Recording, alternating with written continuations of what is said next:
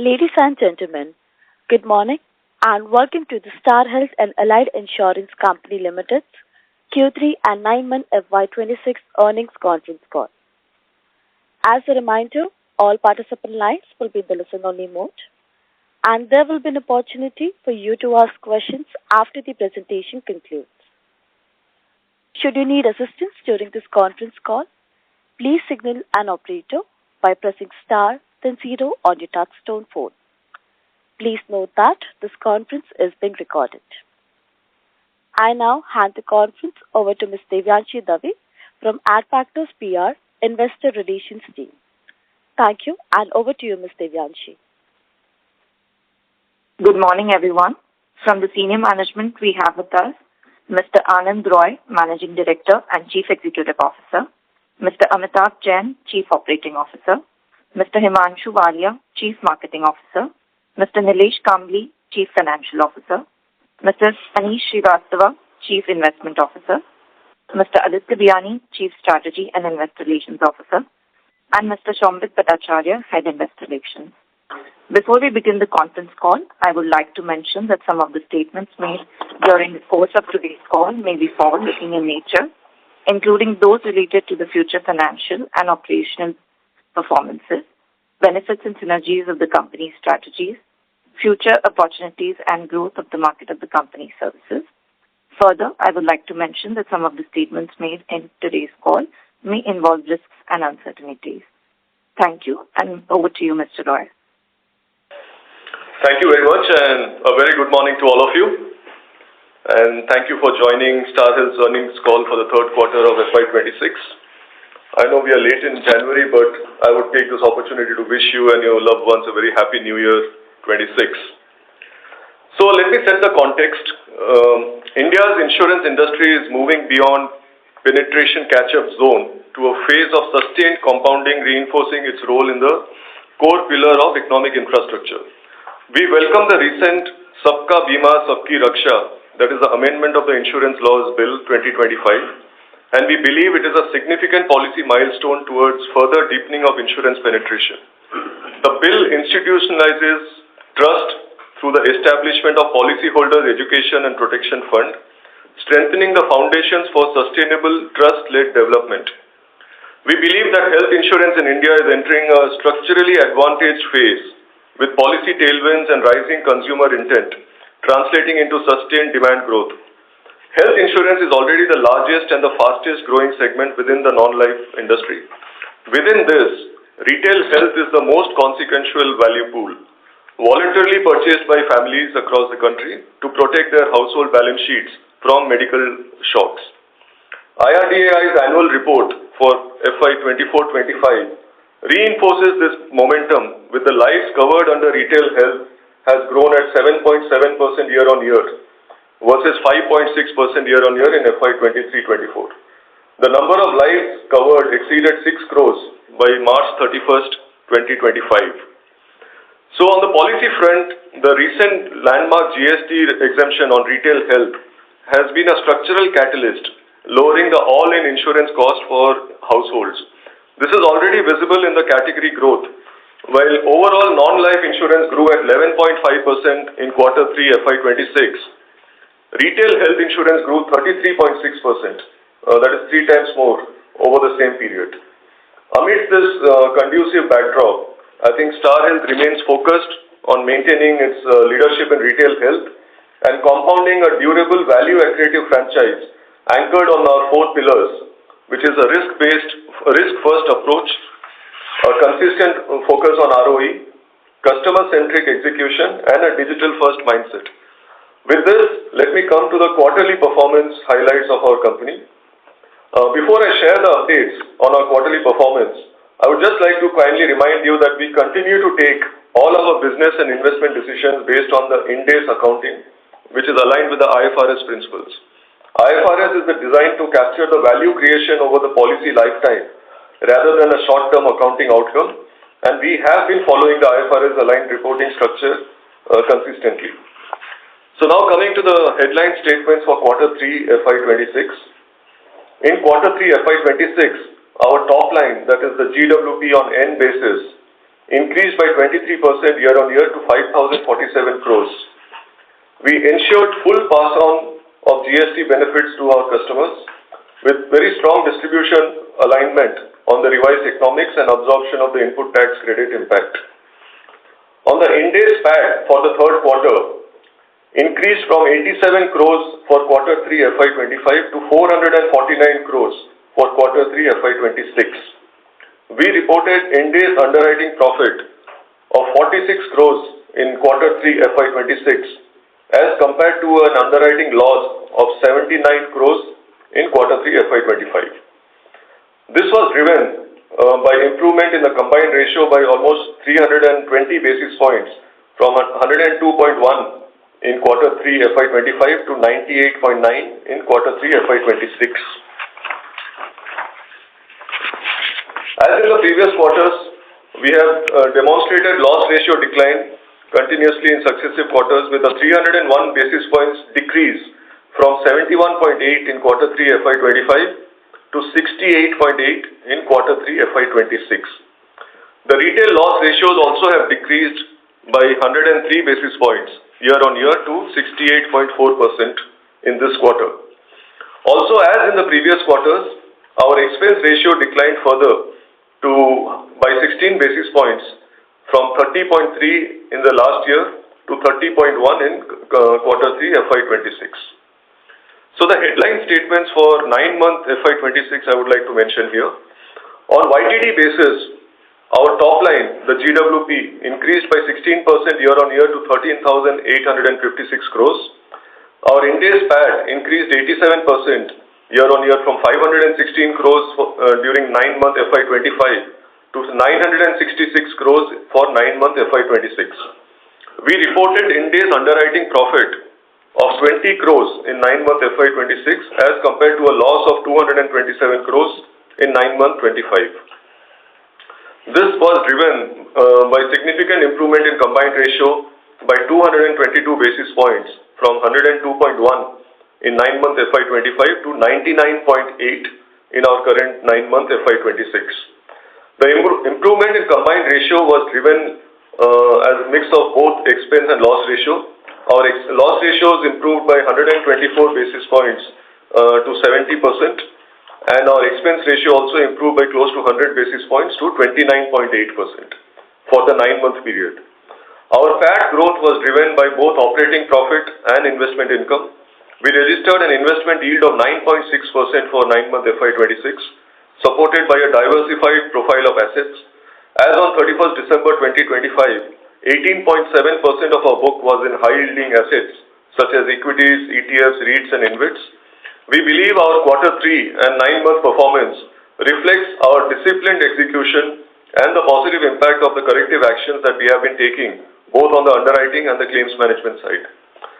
Now coming to the business details, operationally we continue to build a very diversified and granular retail franchise while maintaining the category leadership. Our market share in retail health segment was 31.3% for 9-month FY26.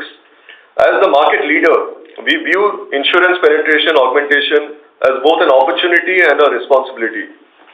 Continuing with end basis on the business metrics during the quarter, our gross premium increased 23% year-on-year by fresh business growth of 45% and the renewal premium growth of 17%. On the 9-month basis, our GWP growth stood at 16%, with fresh premium growing at 18% and renewal premium growing at 16%. We remain focused on certain preferred geographies, certain demographics and products and channels that maintain and meet our defined ROE thresholds. Our preferred segments are growing faster at 1.3 times than the company's average on the overall fresh business. Coming to the details of our distribution channels, let me start with agency, which is the backbone of our business, with 83% business contribution coming from our agency force. Our GWP in agency channel grew 19% year-on-year during 9-month FY26. Our fresh business in agency channel grew 35% year-on-year in the 9-month basis. We registered an accelerated growth of almost more than 66% in quarter 3 of FY26, which was supported by both a very robust 16% growth in fresh policies, in the number of policies growth. So our granular market reach continues to convert consumer demand into growth, with 60% fresh business emerging from semi-urban and rural markets. So Star Health is, as you know, very strong in the semi-urban and rural markets as well, and we continue to invest in the agency channel, with overall agent count exceeding 8 lakhs by December 31st, 2025. Coming next to our digital distribution channel, which continues to grow from strength to strength.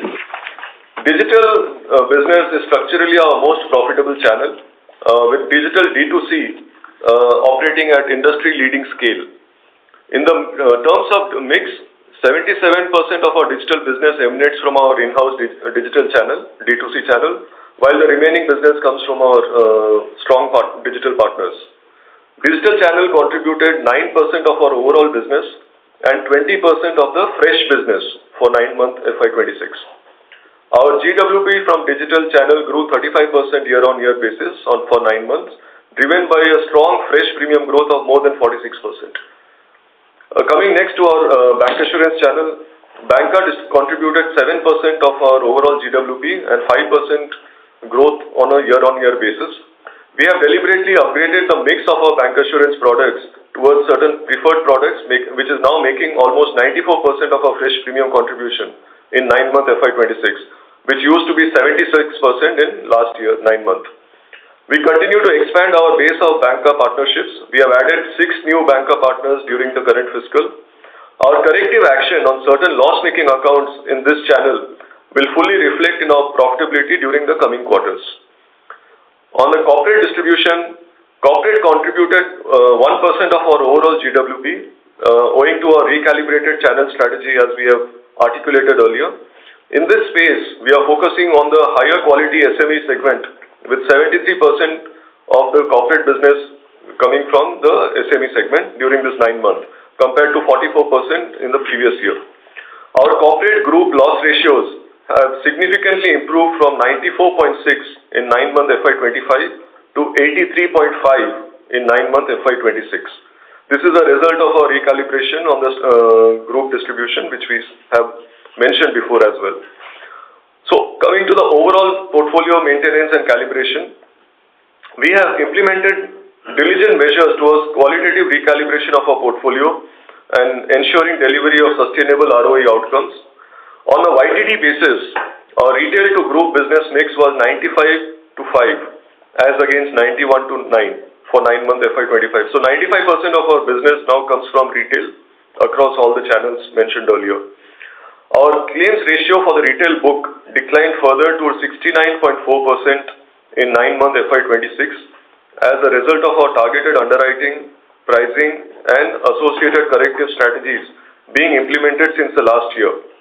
We continue to invest towards enhancement of our vigilance and reduction of FWA, which is fraud, waste, and abuse, as a core operational priority. Medical inflation in India continues to be at a very elevated levels.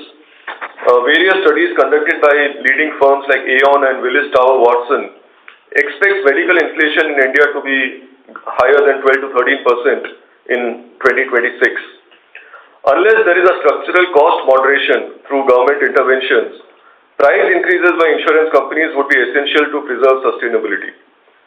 So Star Health continues to serve our customers with utmost fairness, with outcomes demonstrated in the consumer behavior. We have settled more than 2 million claims, amounting to 8,900 crores during 9-month FY26. These numbers will give you an idea about the operational rigor and the efficiencies of this organization. Our claim settlement ratio consolidated at 90% for 9-month FY26. Our grievance ratios per 10,000 policies reduced from 22 in 9-month FY25 to 20 for 9-month FY26. Our renewal retention trends, which is also an indicator of the consumer satisfaction, were robust during 9-month FY26 with 99.2% persistency value-wise. Our claims NPS improved to 63 at December 2024. More importantly, our cashless claims NPS improved to 72 from 63 during the same period last year. So our cashless claims NPS probably is the industry leading right now with 72 points. Our overall company level NPS improved from 55 at December 24 to to 64 at December 2025. This continued lift in persistency and NPS, coupled with the reduction in incidence of grievances, are validated of improved customer experience and strengthens our resolve to compound this momentum with more disciplined execution. And coming finally to our digital initiatives on the both service side and the sales side. As you know, we have been making significant investments in technology. Probably we are the largest investor in technology in the health insurance business. So we are able to see deliver tangible progress on both productivity and service outcomes. Digital is now embedded across the value chain through our modernization of legacy platforms, our workflow automation, and enablement of multiple straight-through journeys at scale. Let me give you some numbers. Starting with the streamlining of acquisition, 94% of our new policies are now originating digitally. 76% of the premiums were collected through the digital route during the year. In Q3, our distribution app, which is Atom, facilitated 85% of the fresh policy acquisitions, indicating very high digital adoption amongst our distribution partners as well. On the claims and wellness side, our AI-powered claims platform continues to scale and has now enabled migration of around 57% of our claims traffic, translating to better productivity outcomes and also reduction in FWA. We expanded our home healthcare services to more than 300 locations from around 250 at the close of last quarter. Expansion of doctors and specialties has driven 73% growth in our telemedicine numbers, indicating strong adoption of our wellness initiatives by our consumers. On our customer app, we are happy to let you know that with the enhanced features and increased adoption, our customer app downloads have crossed 13 million by December 25, and our monthly active users have also scaled more than 1.5 million mark. So this is becoming more and more important in the way we are servicing our customers. We have observed that desirable levels of self-service adoption with 60,000 plus claims have been submitted on our customer app. There is an absolute digital experience on claim submission on the customer app, which is actually more than double of what we did in the last year 9 months. And more than 3 lakh policies are renewed through the app now. So stitching together everything, as we enter into the last quarter of the current fiscal, our priorities remain very clear to deliver value-driven growth, disciplined underwriting, very strong fraud analytics, deeper partnership with our hospital partners and distributors, and sharper customer engagement across the life cycle touchpoints. We remain steadfast in our mission to deliver responsible, resilient, and customer-centric health insurance. I again thank you very much for your continued trust in Star Health. And with that, now we open the floor for Q&A. Before we go into Q&A, I would also like to take this opportunity to introduce Sombit, who has joined us as the Head of Investor Relations, and he'll be interacting with all of you. And I would like to also take this opportunity to thank Aditya, who has been your face of the company, meeting all of you. He will continue to be with Star Health to play a very important role on the business side of things. All of us are always available to all of you for any questions you may have about the business. Thank you so much. Look forward to your questions. Thank you very much. We will now begin the question and answer session. Anyone who wishes to ask a question may press star and 1 on the touchtone telephone.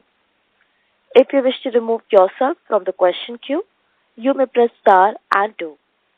Participants, you are requested to use handsets while asking a question. Ladies and gentlemen, we will wait for a moment while the question queue assembles.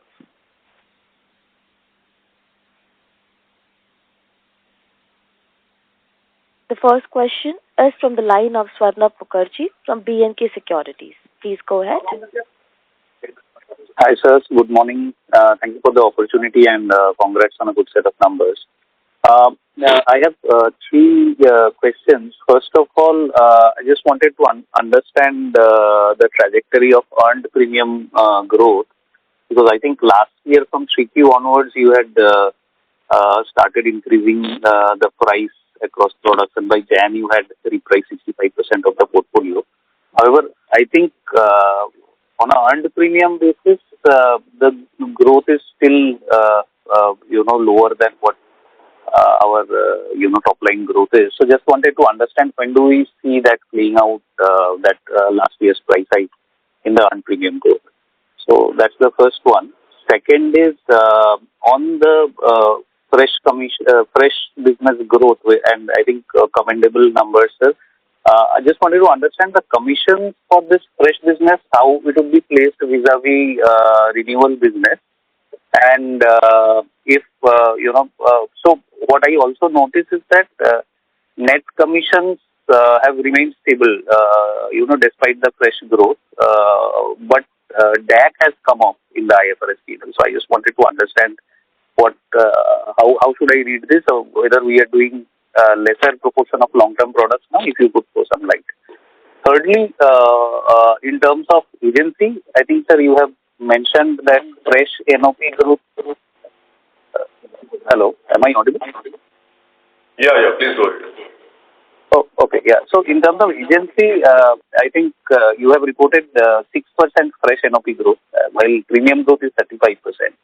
So is this led by, higher ticket size products? What is happening? If you can throw some light on this.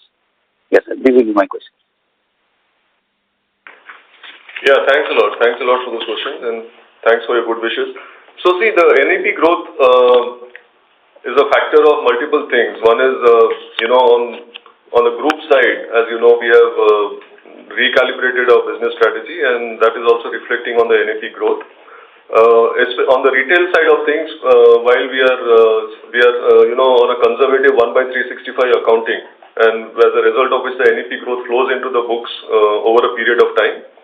But if you look at the way the growth is coming in terms of top line and also renewal retention, NEP growth will improve in the coming quarters, and I am sure that will be demonstrated. On the commission side, on fresh, we are paying commissions. Our long-term business has increased, and this is we have spoken in the past. Customers are preferring long-term plans, and which we are quite happy to offer. For the simple reason, I believe it's a win-win for all stakeholders. So commissions are paid to agents and distributors on long-term plans, depending on certain business outcomes that they have to deliver. So as you have rightly mentioned, despite growth in business, significant growth in business, our net commissions have remained stable. And under the IFRS accounting, the deferred acquisition cost is one of the main contributors which helps us to achieve this. And finally, on the 6% NOP growth, I think we have been focusing on profitable growth. The growth with profit has been our agenda. Certain markets we have taken some calibration, but this is on a YTD basis. If you look at our growth for quarter 3, it is significantly higher. So I think we are delivering more than 16% growth in volume in quarter 3. So things are improving on the NOP as well. Okay, sir, got it. Very useful. Just one last follow-up. So in the presentation, the sum assured number which you have provided, average sum assured, last quarter it was around 17 lakhs. That has come down to around 12 lakhs for 9 months. This is because we are now excluding a group from the calculation. Would that put my understanding correct? Yes, sir. The group is excluded. Correct. Okay. Understood. Yeah. Okay. Thank you so much, sir, and all the best. Thank you.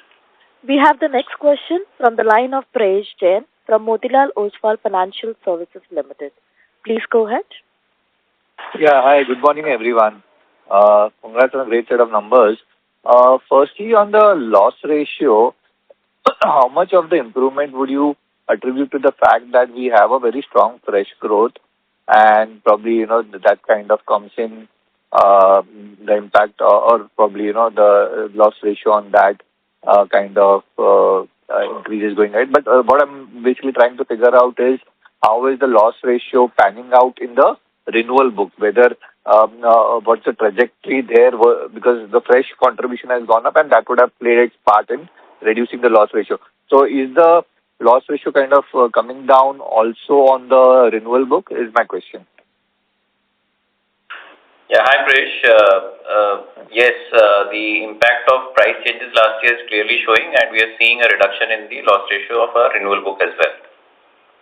Of course, increasing of fresh will also have a role in terms of bringing down the loss ratio, but that will play out over a period of time because the fresh growth has gone up significantly in this quarter. So on the earned premiums, it will show up in some. Yeah. Sure.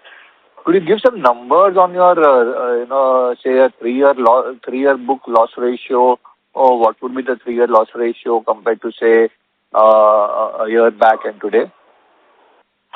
Fresh, I think these things we can have it offline. You can come and meet us. Okay. Okay, got that. Second question was, extension to what Swarnabha asked earlier on the commission bit. There is a stark improvement on the commission ratios. Given that they were, fresh growth was so strong, what really kind of played into it to bring down the commission ratios to that quantum? So, Fresh, when you talk about commission ratio, what you're looking at IGAP numbers, the gross commission to GW. Okay. Yeah. So, if we see quarter 2, it is 17.1%. For quarter 3 also, it is 17%. So, it is consistent. The reductions that we had done on the senior citizen, that is playing out, which is getting offset with the long-term business that we are writing. And long-term business, a large part of it still is on 1/n basis. So, it doesn't impact the commission ratios. Okay. And the last question is on, again, the regulations where now there's so much discussion on commissions bit, that commissions have to be brought down in the system. And the other part is the healthcare system, right? What are the developments on both the fronts with respect to negotiations with hospitals, or anything that you can share on what are the developments both on the commission front as well as what are the regulators talking about commission front as well as the healthcare regulator front? Yeah, so see, Prayesh, that's a good question on both on the commission front and on the expenses of management. I think we expect that the regulator may be reviewing this. This is what we have been also hearing. We await for some final clarity on that. But at a macro level, I think in the larger interest of the consumers, expenses of management have to be adhered to, and we believe that it has to be implemented very, very strictly. This is something that is definitely desirable for the industry, performance on a sustainable basis. So, if any reduction in expense of management is articulated by the regulator, obviously we'll be prepared for it. As far as the hospital negotiations are concerned, this is an ongoing process. We are seeing good interaction with hospitals, with multiple partners like AHPI and all of that. We are talking to all of them. We are meeting them. And we are also able to see some acceptance of, from their side to find a solution which is win-win for all of them. And there is a lot of work going on at the GI Council level, as you know, in terms of common empanelment of hospitals and so on. So I think in the next few months and years, we should see some good movement in this area. Got that. Thank you so much. I wish you all the best. Thank you. Thank you. We have the next question from the line of Avinash Singh from Emkay Global. Please go ahead. Yeah, hi. Good morning. Thanks for the opportunity. Good set of numbers. Anand, question I will stick to one, particularly on the claims ratio side. Certainly there is an improvement if we see sequentially or a YY basis. But if we look at more on the 9-month basis, and the retail claims ratio, because a significant portion of improvement has come from group. Now, on the retail side, versus 69.6 of last 9 months to this 9 months, 69.4. The improvement is there, but it's kind of a minimal, and it is on the back of also the price hike have been taken, a lot of remedial exercise we've taken. So the question is that, okay, if, we were to look say over maybe 2-3 years kind of a thing, where maybe a desirable number for you on the claim side would be even lower from here. So how do you see this panning out? I mean, given that, the apparently medical inflation has started to bit of a cool down in recent quarters. You have taken a price hike and remedial action, yet the retail, and you also have a very, very impressive fresh growth and overall growth. Yet, the claims ratio improvement over these 9 months YOY basis on retail side is still 20 basis point. So how do you see this journey over next 2-3 years, and where would you see or you desire to settle this claims ratio piece? Thanks. Yeah, thanks, Avinash. So see, I think on the retail claim ratio, you have to, obviously you understand equally well, the price revisions that we have taken and all the underwriting changes that we have made, these things to flow into the loss ratio and the earned premium takes, 18 to 24 months. So we are still not even 12 months done. I think more importantly, you have to look at the Q3 claim ratio of retail. And if you see the trends of the Q3, there is a 103 basis point improvement over last year. So on the trend side, we are seeing encouraging signs. But on the YOY, yes, the decrease may not be that sharp. But we believe that this will trend downwards going forward.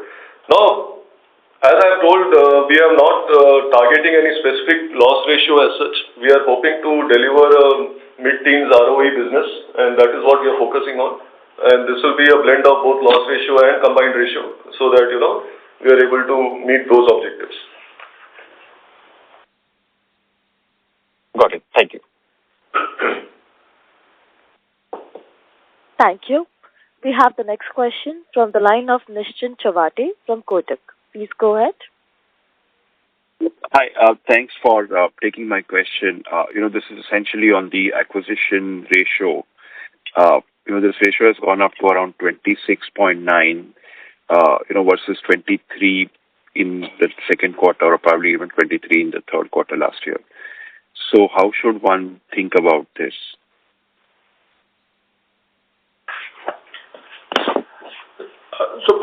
Nischint, on the IFRS side, the fresh growth that we had in the current quarter had some impact in terms of the DAC ratio.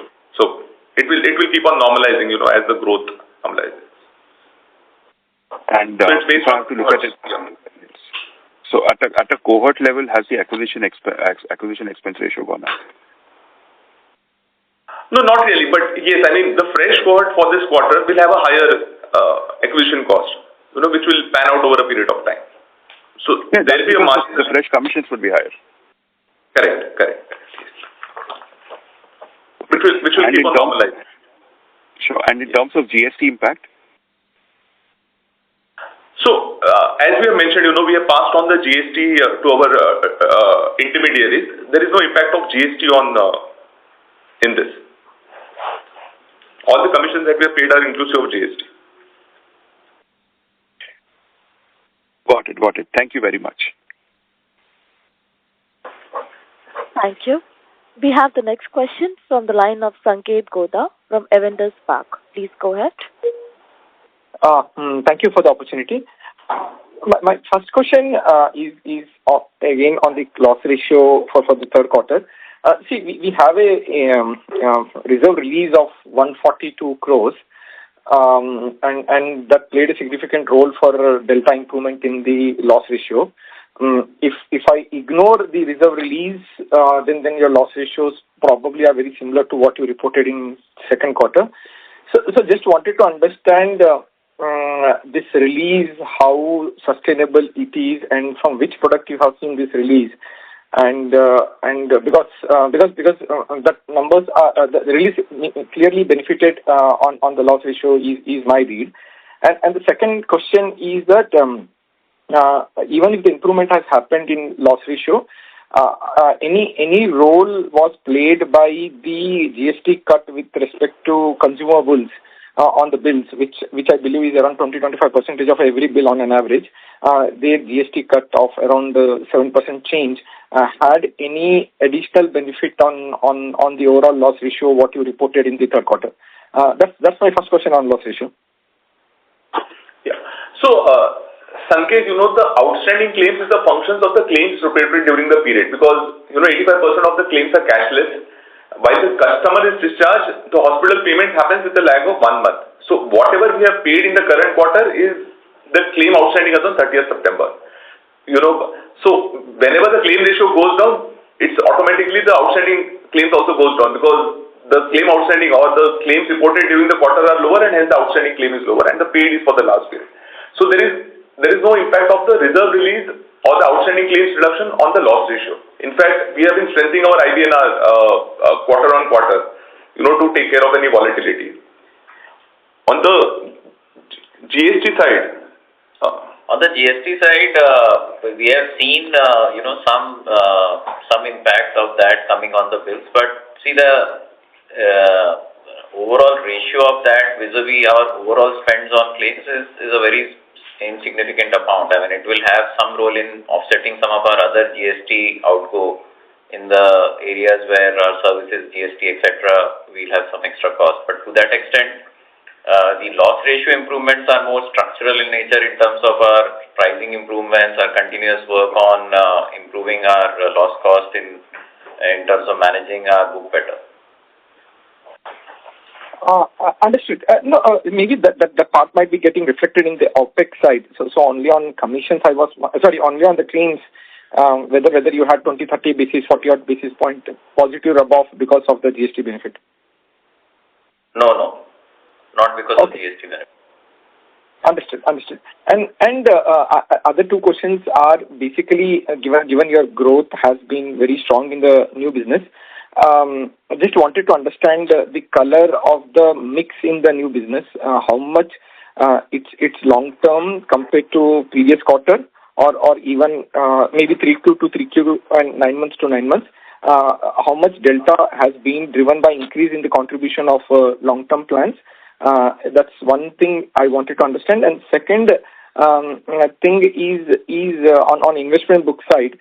In the IFRS 413 crores of fair value change, what you have reported, it is largely related to equity or it includes fair value change meaningfully coming from bonds too?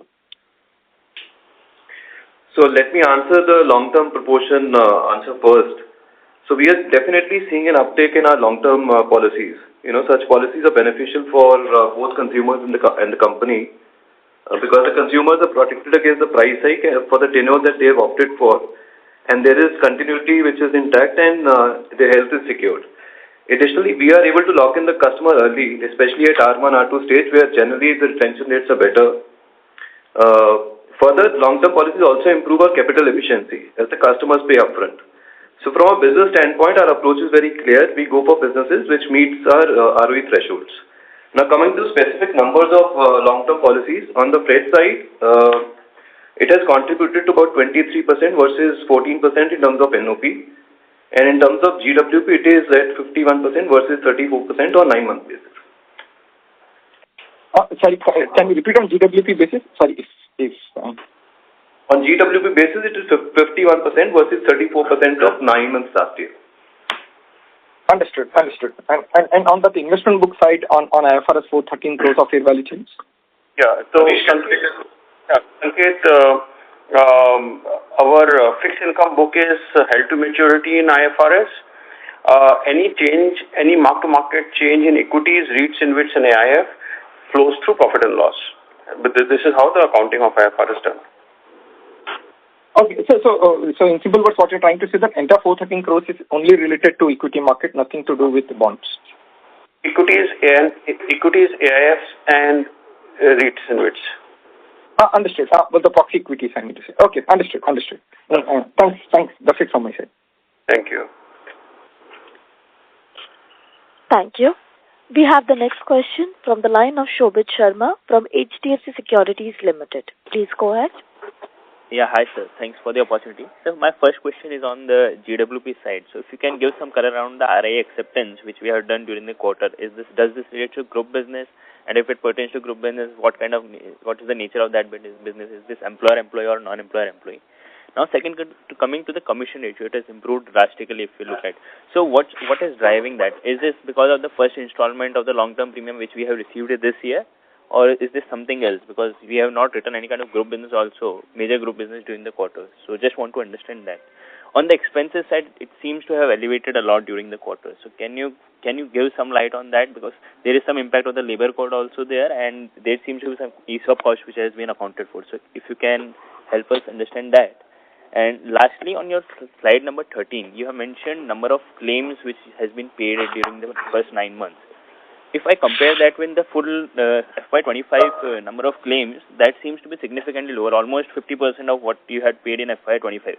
So can you help us understand that as well? Yeah, these are my questions. Thank you. So on the reinsurance inward side, for the quarter, the number reported is 22 lakhs. So we had some treaty done in the last year. There is some adjustment because this treaty will get over on 31st July. There is no new treaty that is written, and it's hardly 22 lakh number that is got reported in the current quarter. In terms of labor code, the impact for the quarter, one-time impact for the quarter is 16.5 crores, which is reported in OPEX. And that's again, which is a 0.4 impact on the expense ratio for the quarter. In terms of number of claims reported in the investor PPT for 9 months, there is a typo. I think it's only the IPD claims. So including OPD, we'll just revise it. It is higher for 9 months period, while the last numbers are including OPD and PHC. And what's the ESOP cost which has been accounted during the quarter, sir? Sorry, which one? ESOP cost. ESOP cost gets accounted under IFRS. IGAP. IGAP. In the IGAP, there is no impact of ESOP cost on IGAP. It's always a reporting. Only if you have issued the ESOP less than the market value, there is an impact in the IGAP numbers. We have not been doing that. In the past, I think it's hardly again 5 to 10 lakh rupees when there was a timing difference. That impact is coming, but nothing substantial. So, on the claims ratio, it has improved now on the retail side as well. So, what kind of loss ratio, if you look at on a sustainable basis, would you be looking at? Would it be the mid-60s kind of a range, or would it stay at the current levels only? I'm talking from a next 2-3 years point of view, not on a short-term basis. No, so see, this is what we don't want to give any number and be guided for that. We are looking at running this business at a little, combined ratio which is viable and mid-teens ROE. That is our target that we are focusing on. To achieve that, claim ratio and expense ratio both will play a role. So I don't want to give any number on that. Yeah. Okay. Thank you and all the best. Thank you. Thank you. We have the next question from the line of Dipanjan Ghosh from Citigroup. Please go ahead. Hi, good morning, sir. Few questions from my side. First, in terms of, obviously you took the last round of price hike somewhere from October 24 to maybe March 25. Now, we are almost 12 months down the road. So in terms of your incremental price hike strategy on the back book and what can we expect out there? Maybe blended price hikes or claimant versus non-claimant portion or portion of the book that will see a price hike. The second question is a data keeping question in terms of your new business mix within the net earned premium. How would that look like from 3Q to 3Q or 9M to 9M? And third question is, we are already 12 months out in terms of repricing of FHO based on claimant and non-claimant. So just, early indicators on persistency and claims ratio of the book. So on pricing, we took up the last year in Q4 and we will be following the annual price cycle as it is. As far as the cohort-based pricing approach that we took for FHO, that has given us very good results. We are clearly seeing a good lift in terms of, the non-payments and the risks that are healthy, giving us better retentions. So that's clearly playing out and, we will follow this approach going forward as well.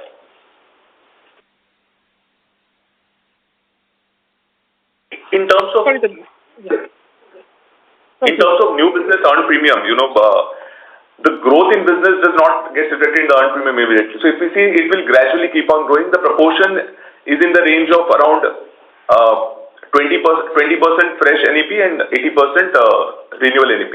And that ratio has been in a similar range, because whenever we take a price increase in renewal business, that also leads to higher earned premium on renewal business. As long as it's a healthy mix and the loss issues are coming down, we are happy to manage that. Got it. And sorry, just one follow-up. I mean, could you quantify the price hikes anticipated in this calendar year? So, Dipanjan, the guidance is that 10% senior citizen is a number that has been guided by the regulator.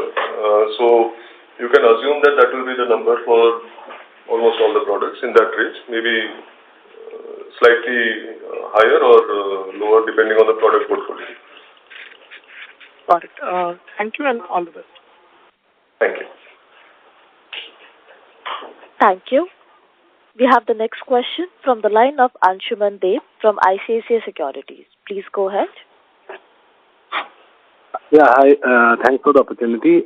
My question is on the mix of long-term as well as the mix of high-yielding assets on the UM. Long-term is now, as you said, around 23% and high-yielding assets around 19%. From a balancing act, there would be a certain limit to these two numbers because otherwise, at some point, we might have some other related issues. So I was just wondering, is there any limit which we are working on these two fronts? So, Anshuman, high-yielding assets, as of now, we consider equity, REITs, InvITs, and IF as high-yielding assets. For equities, currently we have kept this cap of 15%, and obviously it would be a function of opportunities. So that is one. From as far as REITs and InvITs are concerned, there is a regulatory cap of 3%.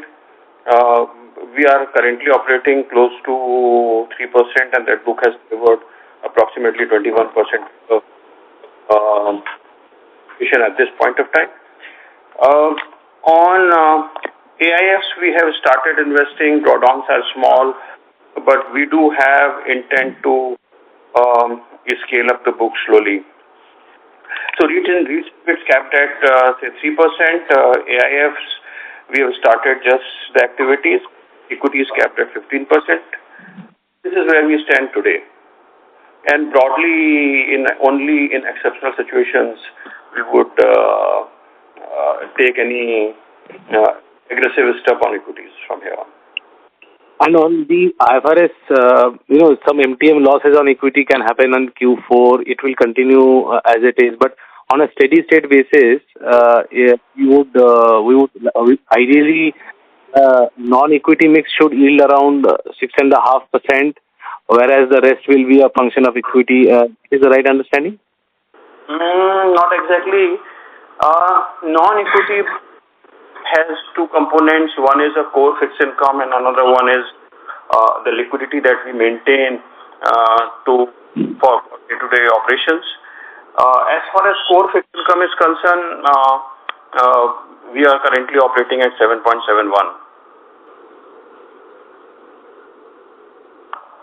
Okay. So sustainable any rate which you can tell us in terms of like the non-equity portfolio? I mean, linearly we would not like to give any comment on this because it's a function of opportunity. Say, for example, if as you are seeing today in market that there is a sell-off in the G6, long end of the bond curve or long end of the yield curve of G6 is extremely attractive. So maybe that I will, if I build up my book there, you would find that there would be some pressure, and then maybe that yield should marginally decline from 7.71. But that would give me an opportunity tomorrow when credit spreads expand. At that time, I would ramp up my credit book. So it's a function of opportunity. It would not be very linear, but as and when opportunities are there, we try to tap those segments so that 7.71 is sustained. Now, it's also a function of maturing book. Maturing book may have a higher yielding assets. So if we are in position to replace those assets with equally or a higher yielding assets, then it would sustain. Broadly, our endeavor is to maintain it to 7.71 or take it higher, but there may be time gaps and mismatches here and there. 7.7 you are saying is you try to maintain that on the non-equity, or maybe it can go up also? Depending upon the opportunities, yes, absolutely. Okay. Yeah. Okay. And on the long-term mix, any limits we are? See, on the long-term business, we don't work on any limits. As mentioned earlier, we look at all our businesses on, the decisions are made on IFRS basis, and we go behind businesses which make ROE meet our ROE thresholds, and we believe that long-term business is delivering mid-teen ROEs. Okay, thank you. That will be all. Thank you. We have the next question from the line of Satvik from Jefferies. Please go ahead. Thank you for the opportunity and congrats on a good set of results. Just a couple of bookkeeping questions from my end. Firstly, on which share of long-term policy mix in 3Q, and what was it in 2Q, and what was it last year, if you could help with? And the second one on how much of advance premiums are we carrying now versus 1H and last year? That'll be it from my end.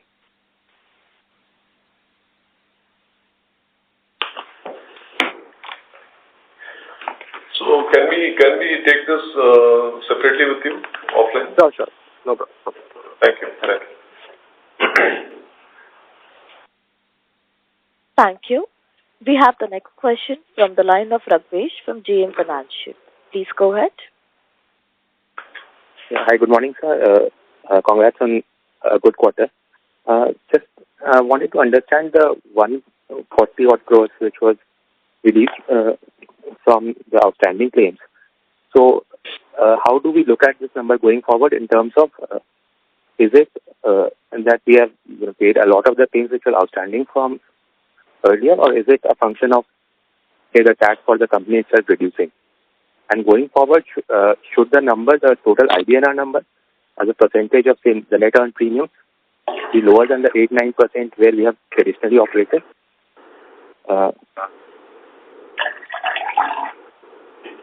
Nilesh. See, outstanding claims is a function of seasonality. Q2 where the claims ratio is higher, the claims get reported and they stay in the books till the time it is paid. 30th September, there is an outstanding which gets paid in October. So, as the loss ratio reduces, there is an impact on the outstanding. But it's also a function of the business volume. As we keep on growing the business and the number of claims, earned premium grows, the number of claims grows, it will keep on increasing. So, there is no value to it. It's a function of quarterly claims reporting that happens and the payment of claims that happen in a period. But we believe it should be in that range of 8.5 to 9.5, 10%. It should operate in that range. So we try it on a trailing 12-month basis also, which is the right metric for this. Okay, sir. Thanks. And just one thing with, have we seen a meaningful reduction in the tax which should reduce this number sustainably? See, there are two things. One is the cashless claims continues to be 85% of our book. The customer gets discharged from the hospital. The claim payment to the hospital happens within the defined time limits on the contract with the hospital. It can be 15 days, it can be 30 days also. So that happens, subsequently the customer is discharged. So the TAT and claim payment is independent because of the cashless and the payment to the hospital. Okay, sir. Got it. Thanks a lot. Thank you. We have the next question from the line of Nidesh from Investec.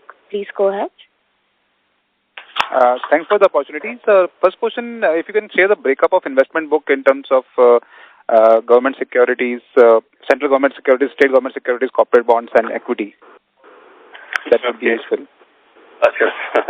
So it's like this, that as on 31st December, central government securities would be approximately 22% of the book. Central government and state government put together would be approximately So basically, IRDA defines it that minimum central government has to be 20%. So we are keeping minimum 22%, and so as of now, 22 point marginally higher, 22 point something. On central government and state government put together, IRDA says that it should be 30%. We would be somewhere around 33%. Rest is all corporate bonds, and equity, as you know, that is around 14.9%, and REITs in which AIF another 4.7%. So total, 3.8%. So total is 18.5%. This is how the breakup of book is.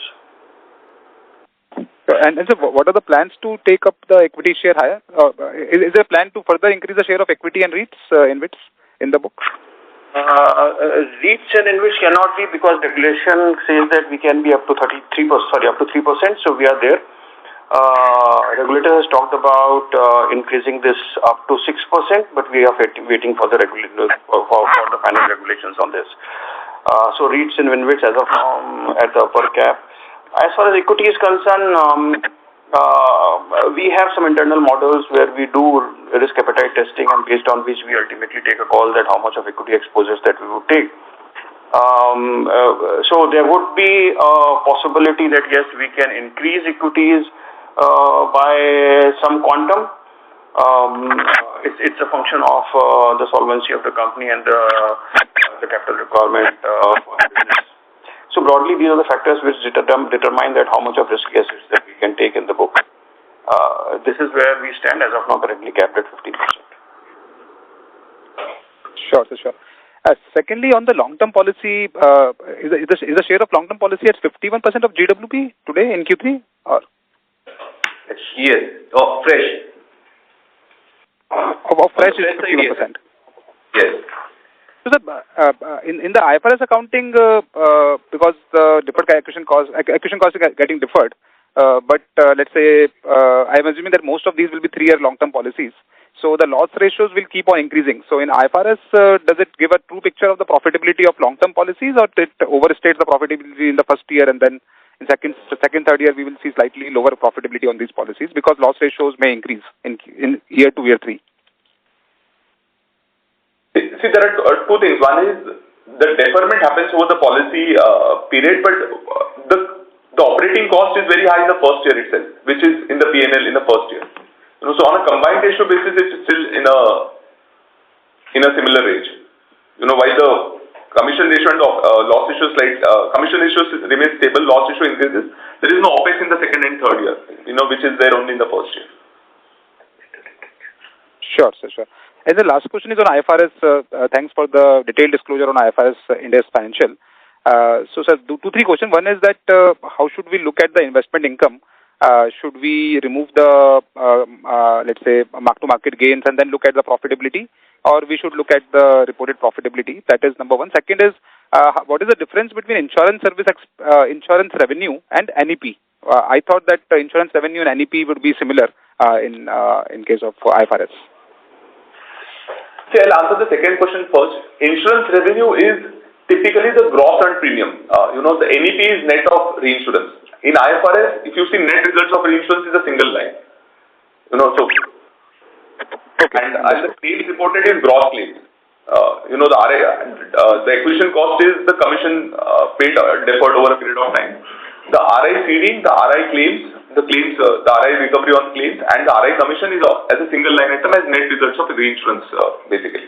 So that's the difference between earned premium and insurance revenue.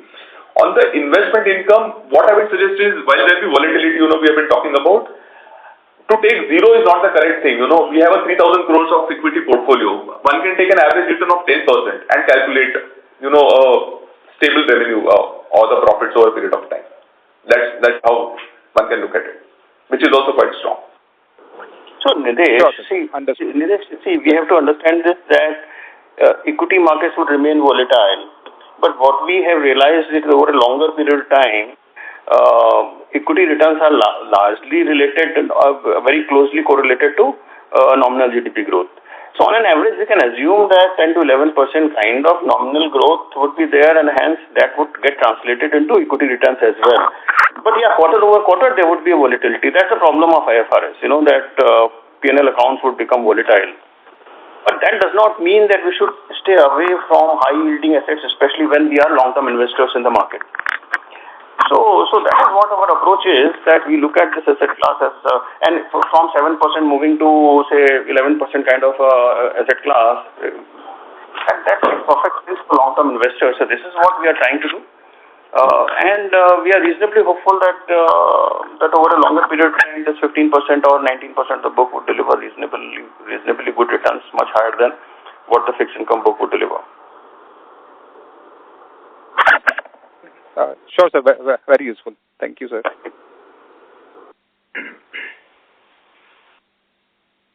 Thank you very much. Ladies and gentlemen, due to time constraint, that was the last question for today. I now hand the conference over to Mr. Nilesh Kambli for the closing comments. So we have experienced a strong quarter in terms of top-line growth and an improvement in our operating results, both through reduction of loss ratio and expense ratio. We are focused on, execution to maintain consistency of performance. So thank you everyone for joining the call. Thank you very much. On behalf of Star Health and Allied Insurance Company Limited, that concludes this conference. Thank you for joining us, and you may now disconnect your line.